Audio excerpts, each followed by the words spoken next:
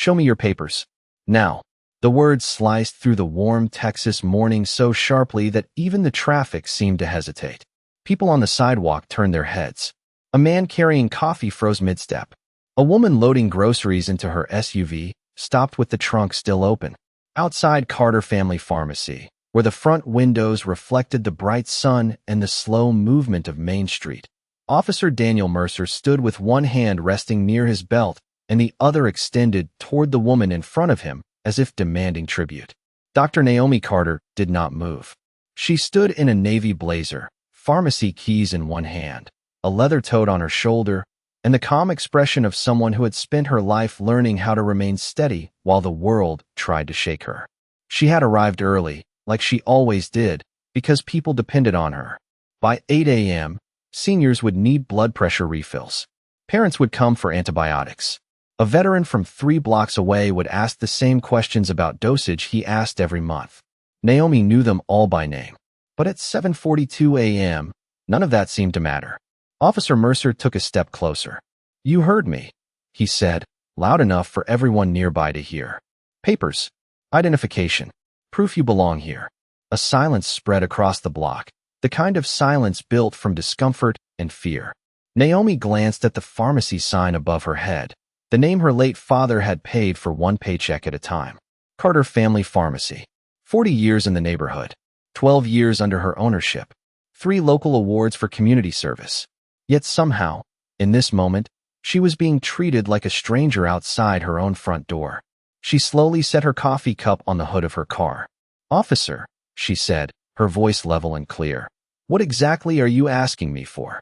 He smirked, as if the question itself offended him. "Don't play games. ID, citizenship papers. Something that says you're supposed to be here." A teenage boy across the street lowered his phone, then raised it again when he realized what was happening. 2 more screens appeared in the crowd. Naomi noticed them, but said nothing. Her eyes stayed on Mercer. There was no trembling in her hands, no panic in her breathing, only that measured stillness that unsettles people who expect anger. The breeze carried the smell of fresh asphalt and bakery bread from the corner shop. Somewhere in the distance, a siren wailed and faded. Main Street kept moving, but this patch of sidewalk had become its own courtroom. Mercer glanced at the pharmacy door. "This your place?" he asked.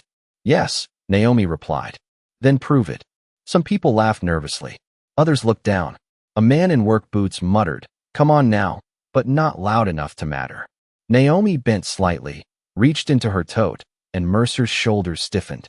She noticed that too. Slowly, she removed not a wallet, but a framed photo no larger than a paperback book. It showed a younger Naomi in a white graduation coat, smiling beside her mother and father. "University of Texas College of Pharmacy," she said. "Austin, class of 2008. Mercer's jaw tightened. "That doesn't answer my question." Naomi looked at him for a long second, then at the people watching, then back at the badge on his chest. When she spoke again, her voice was soft enough that everyone leaned in to hear it. "I'm from Texas," she said. "But even if I wasn't, you still don't own me."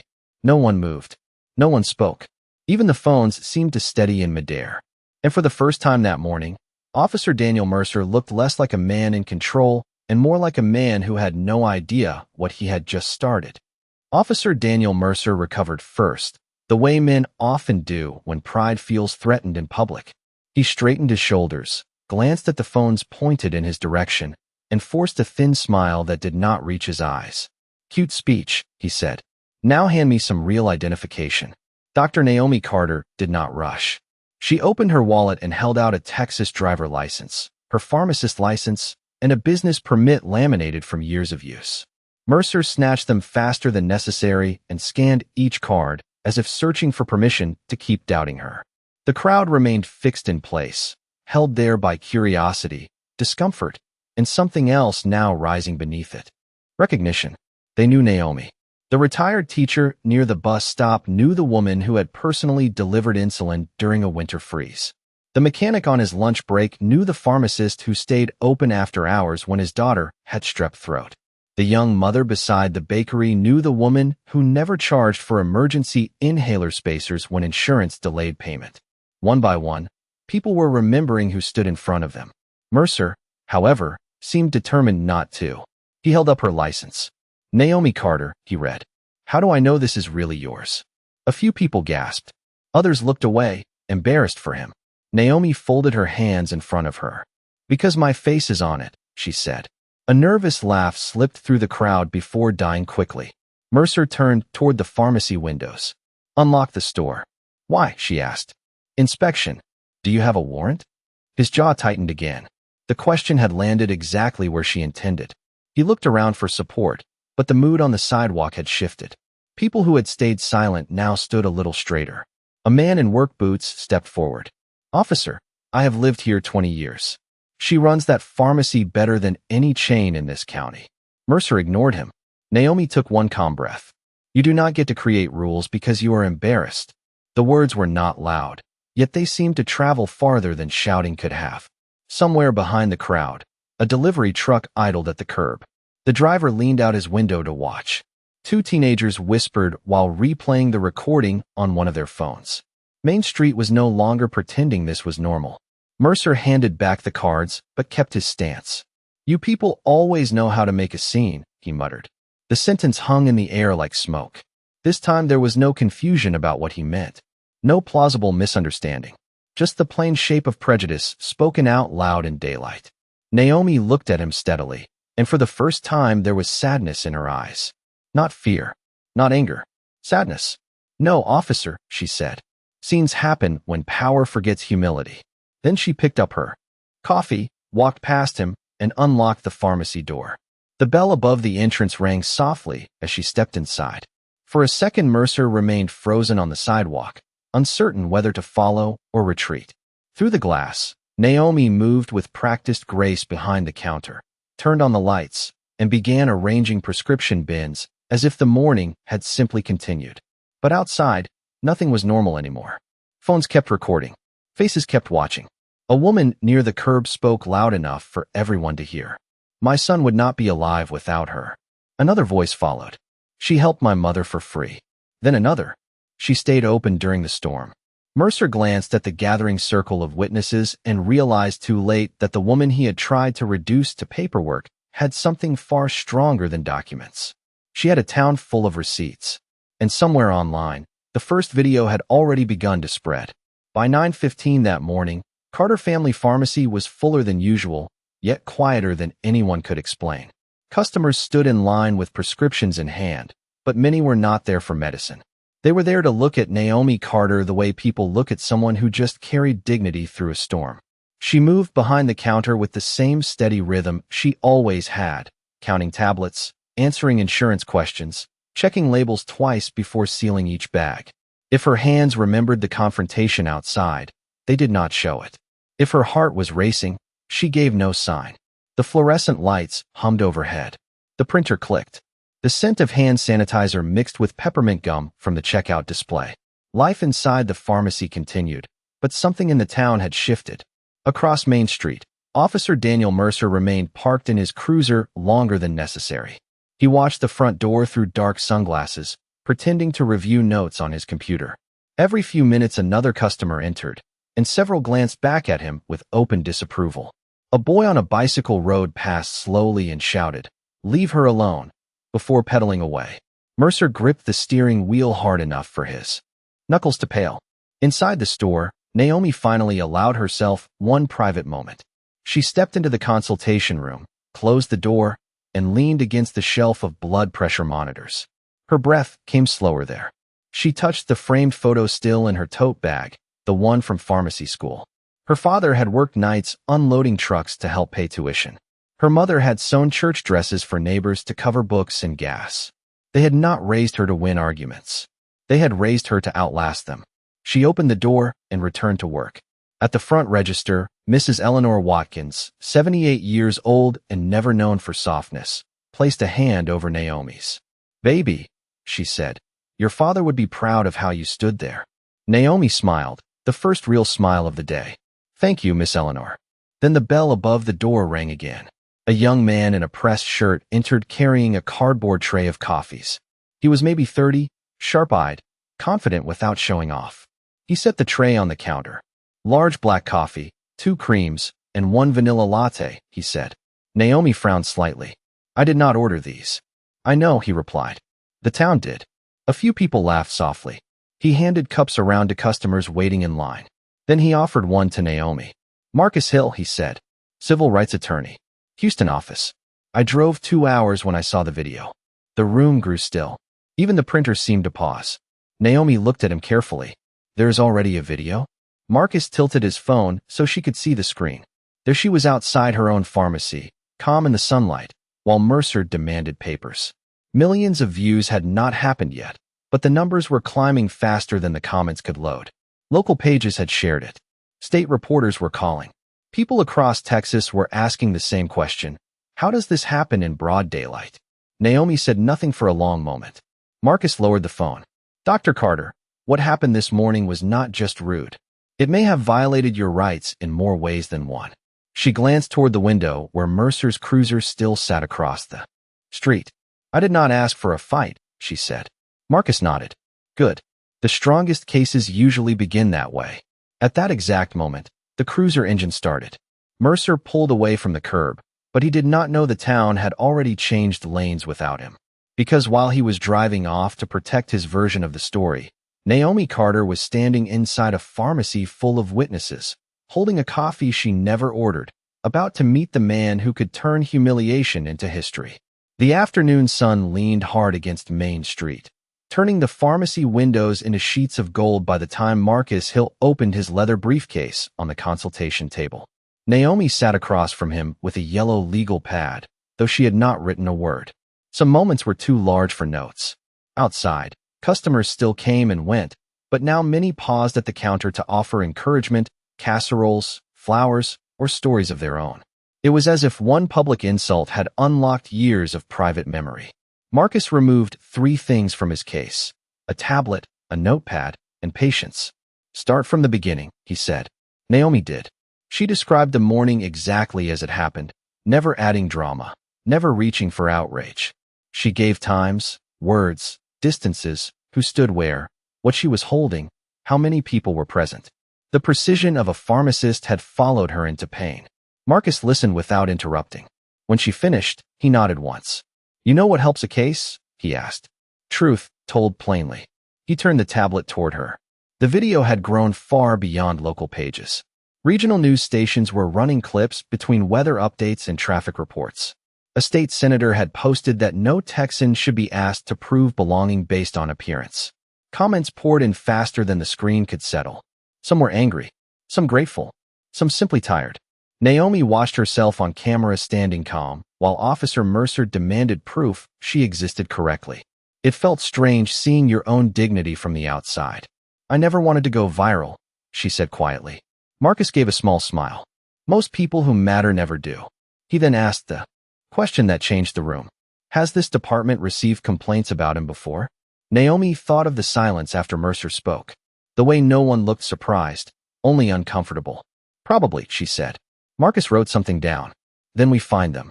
Across town, inside the police station, Officer Daniel Mercer sat in the chief's office beneath a wall clock that suddenly sounded louder than usual. Police Chief Harold Bennett was a broad man with silver hair and the weary face of someone who had spent years managing avoidable problems. A muted television in the corner replayed the sidewalk footage for the 4th time that hour. Mercer shifted in his chair. It is out of context, he said. Chief Bennett did not look at him. Which part? Mercer swallowed. I was conducting a lawful inquiry. Bennett finally turned. You asked a business owner for citizenship papers outside a store her family has operated since before you graduated high school. Mercer opened his mouth, then closed it. The chief slid a printed sheet across the desk. It was a temporary administrative leave notice. Turn in your badge and cruiser keys by 5 o'clock. Mercer stared at the page as if paper could insult him. You are suspending me because of a video? Bennett's voice stayed flat. No, I am suspending you because of what is in it. Back at the pharmacy, Marcus's phone buzzed. He glanced down and exhaled through his nose. Well, he said, that was fast. Naomi looked up. What happened? Administrative leave. Internal review opened. She felt no celebration, only gravity. I did not ask for anyone to lose their job. Marcus leaned back. Maybe not. But systems often call accountability punishment because they forgot what standards are. The front bell rang again. This time a reporter stepped inside with a camera operator waiting at the curb. Then another arrived 10 minutes later. Then a third. Main Street had become a destination. Naomi stood, straightened her blazer, and looked through the front glass at the growing line of vans and microphones. "I sell medicine," she said softly. Marcus closed his briefcase. "Today," he replied, "you may also be prescribing consequences." And somewhere in the station across town, Officer Mercer was learning that power feels permanent only until witnesses begin to speak. By sunset, the parking spaces outside Carter Family Pharmacy were full, but not with customers alone. News vans lined the curb beside pickup trucks and family sedans. Cables ran across the sidewalk like roots searching for ground. Reporters adjusted microphones under the fading orange sky while camera lights flickered on one by one. Across Main Street, the bakery owner stood in his doorway handing out free cookies to waiting neighbors as if the town had decided that if history was going to happen here, it should happen fed. Inside the pharmacy, Naomi Carter finished counseling a mother about an antibiotic schedule before stepping into the back room with Marcus Hill. He handed her a bottle of water and a look that asked more than words could. "You do not have to speak tonight," he said. Naomi twisted the cap slowly. "If I stay silent now, they will fill the silence for me." Marcus nodded. "Then tell the truth. Nothing more." She glanced at the small mirror beside the sink. Her face looked tired, but steady. She thought of her father's stocking shelves after midnight, her mother balancing bills at the kitchen table. Neither of them had the luxury of collapsing when life was unfair. She set the bottle down and walked toward the front. The bell over the door rang as it opened, and the street noise poured in like weather. Flashbulbs sparked. Questions began before she reached the podium someone had borrowed from the church across town. Naomi raised one hand gently, and the crowd quieted faster than authority ever manages to do. She stood there in front of her family name printed across the pharmacy window, the evening light catching the edges of the glass. "My name is Dr. Naomi Carter," she began. "I was born in this state. I was educated in this state. I have served this community for 12 years. But none of those facts should be required for me to be treated with dignity." The street fell still. Even the camera operators lowered their shoulders. Naomi continued, voice calm, measured, impossible to dismiss. "This is not only about me. Many people have been questioned, doubted, or diminished in moments no one filmed. Many people were told to prove they belonged in places they built." A murmur of agreement moved through the crowd. She did not look angry. She looked certain. "I do not hate Officer Mercer. I do not need revenge. What I want is accountability, in a town where no child grows up believing humiliation is normal." Marcus watched from the doorway, saying nothing. He knew a rare thing when he saw it. Pain translated into principle. Then a reporter called out, "Dr. Carter, are you filing a lawsuit?" Naomi glanced briefly toward Marcus, then back to the cameras. "We are reviewing every legal option available." Another voice asked, "What would justice look like to you?" She answered without pause, "Change that lasts longer than headlines." Across town, in a darkened living room, Officer Daniel Mercer sat alone with the television muted. Every channel carried the same image. Naomi standing beneath the pharmacy sign, speaking with more authority than his badge had given him in 10 years. He turned the set off, but silence was worse. Back on Main Street, questions continued until Naomi stepped away from the microphones and returned inside. Customers and strangers alike began applauding, not loudly at first, but steadily, until the room filled with it. She looked overwhelmed for the first time all day. Mrs. Eleanor Watkins reached the counter and squeezed her hand. "Baby," she said, "you did not just speak for yourself." Naomi smiled through tired eyes. Marcus checked his phone, then looked up. 3 former complainants against Mercer just contacted my office. Naomi exhaled slowly. The day had started with one man demanding papers. It was ending with witnesses delivering records. And somewhere beyond the pharmacy windows, under a Texas sky turning deep blue, the town was learning that dignity can be quiet all morning and thunder by night. The next morning arrived with the strange calm that follows a storm everyone knows is not over. Main Street looked ordinary again at first glance. The bakery opened at 6. The traffic light clicked through its colors. A mail carrier walked his route with practiced rhythm. But outside Carter Family Pharmacy, 2 satellite trucks were already parked before sunrise, and a line of customers had formed not because prescriptions were urgent, but because support had become one. Naomi Carter unlocked the door at 7:30 a.m. sharp and found flowers on the mat, handwritten cards taped to the glass, and a paper bag from the diner with a note that read, "Breakfast for the woman who stood tall." She smiled softly, gathered everything inside, and got to work. Marcus Hill arrived 10 minutes later carrying 2 folders thick enough to bend at the edges. "Good news and difficult news," he said. "Which first?" Naomi asked. "They are the same news." He spread documents across the consultation table. Overnight, 6 people had contacted his office. 3 were former complainants against Officer Daniel Mercer. 1 was a delivery driver who claimed Mercer had repeatedly stopped him without cause. 1 was a nurse who said she had been publicly questioned outside her apartment complex. Another was a college student who described being asked where he really belonged while walking home from class. Different stories. Same pattern. Naomi read quietly, each page making the room feel smaller. "Why did nothing happen before?" she asked. Marcus gave the answer of a man who had given it too often. Because 1 complaint is called misunderstanding. 2 complaints are called coincidence. By the time there are 10, everyone says it is complicated. Naomi looked through the front window at people entering with coffee and kind words. And now, Marcus closed the folder. Now it is visible. Across town, the police station did not feel calm at all. Reporters waited near the entrance. Phones rang faster than they could be answered. Police Chief Harold Bennett stood at a podium under fluorescent lights, reading from a prepared statement while cameras recorded every blink. "The department takes these concerns seriously," he said. "An independent review has been initiated." Questions flew immediately. How many prior complaints were filed? Was Officer Mercer disciplined before? Did bias training fail?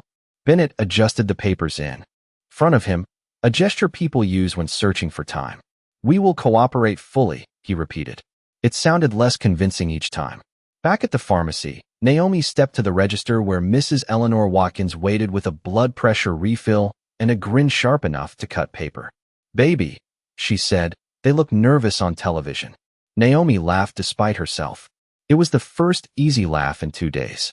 Then the front bell rang again, and this time a man in a pressed work uniform entered slowly, cap in both hands. He looked at Naomi with the caution of someone carrying old regret. "Dr. Carter," he said, "my name is Samuel Ortiz. I used to work dispatch." Marcus looked up immediately. Samuel continued. "There were complaints. More than people know. Some never made it past intake." The room went still. He pulled a flash drive from his pocket and placed it on the counter. "Logs, dates, internal notes. I copied them before I retired." Naomi stared at the small silver object as if it weighed far more than an ounce. Marcus did not hide his surprise. "Why bring this now?" Samuel lowered his eyes.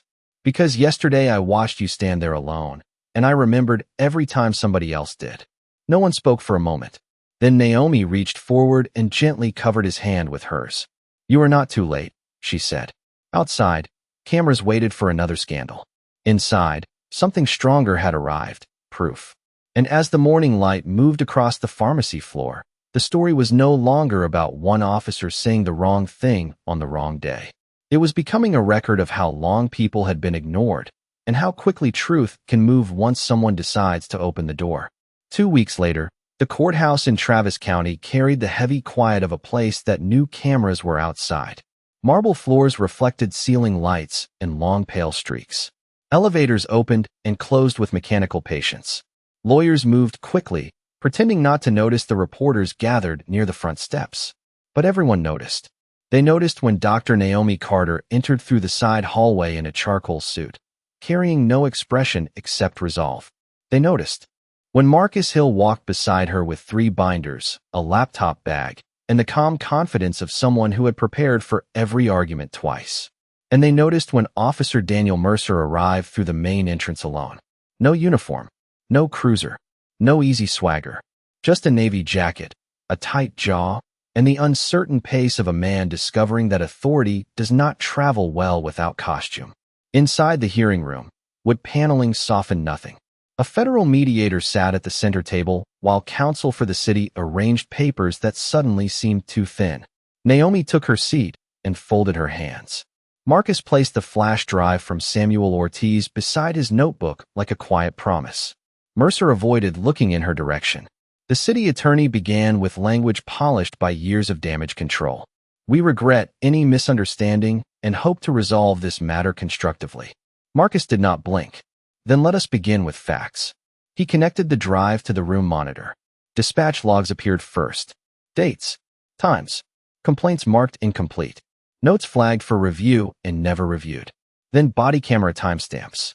Then internal emails discussing community optics while never mentioning conduct. The mediator adjusted his glasses. The city attorney stopped writing. Mercer stared at the screen as if the evidence had betrayed him personally. Marcus spoke without raising his voice. This is not one sidewalk incident. This is a pattern protected by delay. Naomi remained still, but her presence filled the room more than any speech could. The city attorney tried another route. Dr. Carter did not suffer physical injury. Marcus turned slightly. Dignity is not measured by bruises. The sentence landed hard enough that even the court reporter paused half a beat before typing again. Then Naomi was invited to speak. She stood slowly, not for drama, but because truth deserves posture. I built my business one customer at a time, she said. I know children who are now parents. I know widows who still ask for the medicines their husbands once took because grief forgets details. I know this town. Yet on that morning, I was told to prove I belonged in front of people I have served for years. Her voice never cracked. It did not need to. What happened to me was public. What happened before me was hidden. I am here for both. No one moved. Mercer finally looked up. For the first time since this began, he seemed smaller than the chair beneath him. The mediator called for a recess. In the hallway, reporters surged toward every opening door. Marcus and Naomi stepped into a side conference room where stale coffee and fluorescent lights waited like old habits. Marcus loosened his tie. They were not ready for records, he said. Naomi exhaled slowly. I was not ready to hear how many came before me. He nodded. That is usually the heavier part. 30 minutes later, the city returned with a different tone. No more misunderstanding. No more optics. Numbers were discussed. Policy reforms were outlined. Mandatory review boards. Independent complaint intake. Bias training monitored by outside auditors. Naomi listened carefully, then asked only one question. Will it last after the headlines leave? No one answered quickly. Outside the courthouse, thunder rolled over a hot Texas sky, though no rain had started yet. Inside, the city was learning what storms actually look like. They are not always loud. Sometimes they arrive in a pharmacist's calm voice, carrying folders, witnesses, and memory. And before the day was over, a number large enough to make the state pause was about to be placed on the table. When everyone returned to the hearing room, the air felt different. It was the same wood paneling, the same polished tables, the same fluorescent hush above them all, yet something invisible had changed. Confidence had moved seats. The city attorney no longer leaned back. Officer Daniel Mercer no longer pretended boredom. Even the mediator's voice carried the careful tone people use when history might be listening. Papers were exchanged. Pens clicked open. Numbers were whispered, revised, and whispered again. Marcus Hill read every page twice. Naomi Carter read slower than everyone else. She had learned long ago that speed often benefits the person who wrote the first draft. Outside the courthouse windows, rain finally began to fall in warm Texas sheets, tracing silver lines down the glass. Reporters crowded under awnings, refreshing feeds, waiting for a signal from inside. They did not know the signal would come in silence. The mediator cleared his throat. The city has agreed to settle all claims for $15.9 million, subject to final signatures and implementation terms. No one gasped. The number was too large for sound at first. It simply occupied the room. Then chairs shifted. Someone inhaled sharply. The court reporter looked up despite years of discipline. Mercer's face drained of color so gradually it seemed the room itself was taking it back. Naomi did not smile. She closed her folder and placed both hands on top of it. $15.9 million could change a family, a business, a generation. But in that moment, she was thinking about the people whose names had never reached cameras, whose complaints had been shelved, whose mornings had ended with humiliation and no attorney at the table. Marcus broke the silence. We also require the policy terms to be read into record. The city attorney nodded stiffly. Independent Civilian Complaint Review Board, mandatory body camera retention audits, quarterly bias and conduct evaluations supervised by an outside monitor, public release of complaint statistics, scholarship funding for minority pharmacy and nursing students from the Settlement Trust. Naomi looked up at that last line. She had added it herself. If pain had opened a door, someone else should walk through it easier. The mediator asked if all parties agreed. Marcus said yes. The city attorney said yes. Naomi answered last. Yes, she said, calm as ever. Mercer said nothing because no one had asked him. Minutes later, the hallway doors opened and the courthouse erupted in motion. Cameras surged forward. Microphones lifted like branches toward light. Rain hammered the steps outside while umbrellas bloomed across the plaza. Naomi and Marcus emerged together. Flashbulbs burst white against the gray sky. Dr. Carter, how do you feel? Was justice served? Do you forgive him? Questions flew from every direction. Naomi stepped to the microphones, raindrops touching her shoulders, and raised one hand. The crowd quieted again, just as it had outside her pharmacy. Today is not about revenge, she said. Today is about recognition. Recognition that dignity has value. Recognition that silence has cost too many people too much. Recognition that public trust cannot survive private contempt. The rain seemed to soften around her words. This settlement will help my family and my business. But more importantly, these reforms must help people I will never meet. Behind the cameras, strangers began applauding. Then louder. Then all at once. Across the plaza, Officer Mercer exited through a side door with no microphones waiting. He hurried beneath a borrowed umbrella toward an unmarked sedan. No badge. No audience. No control. Inside the cheering crowd, Mrs. Eleanor Watkins stood near the front in a clear plastic poncho, clapping with the energy of someone half her age. Baby got the whole town a refund, she declared, and even the reporters laughed. Naomi looked up at the courthouse columns, rainwater streaming down stone that had seen many verdicts and remembered few. This one would be remembered, because a day that began with someone demanding proof had ended with a city signing it. And $15.9 million was not the loudest number spoken there. The loudest word had been yes. 3 months later, Main Street looked brighter, though the buildings had not changed. The same bakery opened before sunrise. The same traffic light clicked through red, yellow, and green. The same breeze carried the smell of coffee and warm pavement across the block. But outside Carter Family Pharmacy, something new stood beside the front door, a bronze plaque mounted at eye level. It read, Community Scholarship Fund established for future pharmacists and nurses. Beneath it, in smaller letters, Courage can become a bridge. Naomi Carter unlocked the door just after 7 and paused for a moment before stepping inside. Morning light stretched across polished floors and newly painted shelves. The pharmacy had expanded. A second consultation room now stood where old storage once had. A free blood pressure station had been added near the waiting chairs. A refrigerated unit stocked low-cost vaccines for uninsured families. None of it felt flashy. It felt useful, which was exactly how Naomi liked things.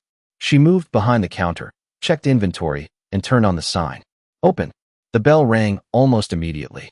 Mrs. Eleanor Watkins entered first, as she claimed was her right after surviving 78 years and 3 hip surgeries. I came for vitamins and gossip, she announced. Naomi laughed. I can help with one of those. Eleanor lowered herself into a chair and looked around proudly. You made this place bigger. Naomi shook her head. No, the town did. By mid-morning, students from the local high school arrived for a scholarship photo. 2 nursing candidates and 1 pre-pharmacy major stood awkwardly in fresh clothes while their parents wiped tears and pretended not to.